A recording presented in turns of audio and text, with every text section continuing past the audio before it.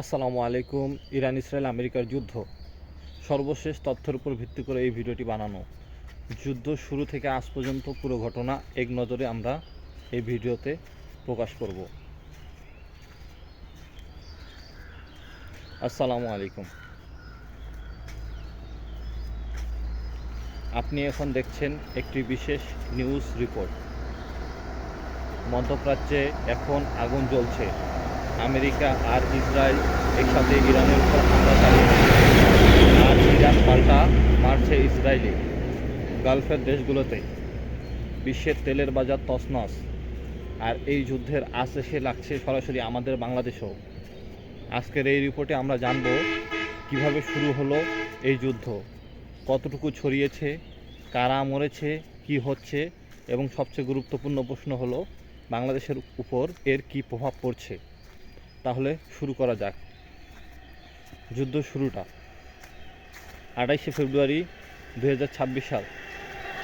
2026 সালের 28শে ফেব্রুয়ারি ভোর রাতে পৃথিবী ঘুমিয়ে আছে, আর সেই সুযোগে আমেরিকা আর ইসরায়েল একসাথে ইরানের মাটিতে বোমা ফেলতে শুরু করলো। এটা কোনো ছোট হামলা ছিল না।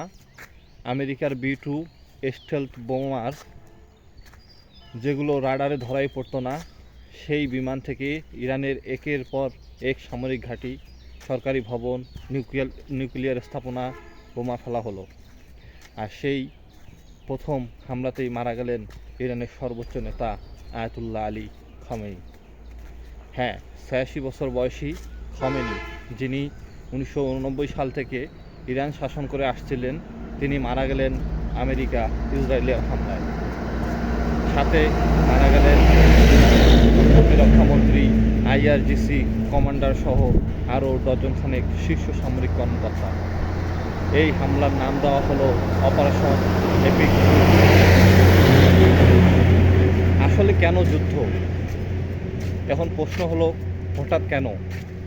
আসলে হঠাৎ না, অনেক দিন ধরেই টান টান উত্তেজনা চলছিল।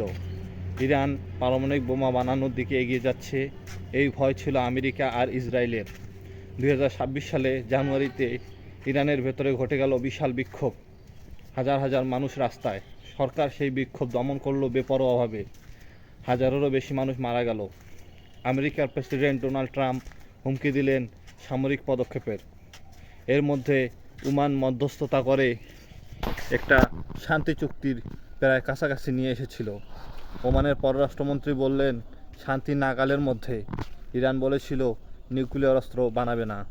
কিন্তু ২৭শে ফেব্রুয়ারি রাতে এই কথাবার্তা চলছে, আর ২৮শে ফেব্রুয়ারি ভোরে আমেরিকা ইসরায়েল হামলা করে বসলো।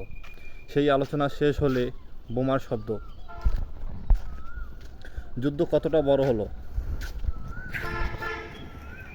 হামলার পর ইরান বসে থাকেনি।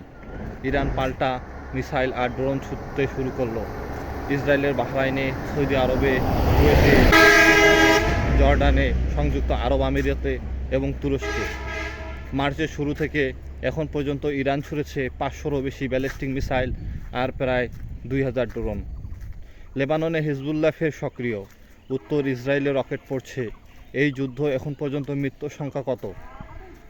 ইরানে ১৫০০-র বেশি বেসামরিক নাগরিক, সামরিক বাহিনীর মৃত্যু ৫৩০০ ছাড়িয়ে গেছে। ইসরায়েলে ১৭ জন নিহত। লেবাননে ১,০০০-এর বেশি। আমেরিকার ১৩ জন সৈন্য মারা গেছে এই যুদ্ধে। ইরানের ৮,২০০-ও বেশি স্থাপনা ক্ষতিগ্রস্ত ও ধ্বংস হয়েছে।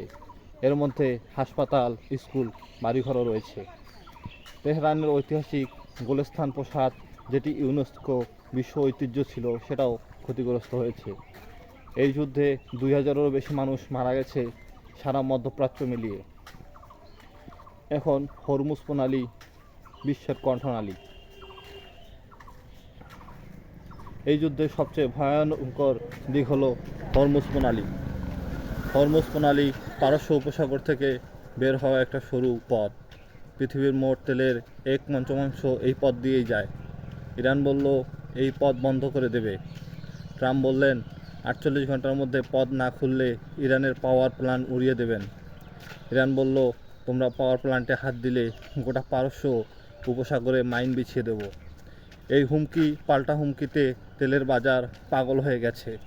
আন্তর্জাতিক জ্বালানি সংস্থার প্রধান ফাতিহ বিরল বলেছেন, এই সংকট 1970-এর দশকে দুটো তেল সংকটের চেয়েও খারাপ। শেষ খবর অনুযায়ী ট্রাম্প 5 দিনের সময় দিয়েছেন, বলেছেন আলোচনা চলছে। ইরান বলছে কোনো আলোচনা হচ্ছে না।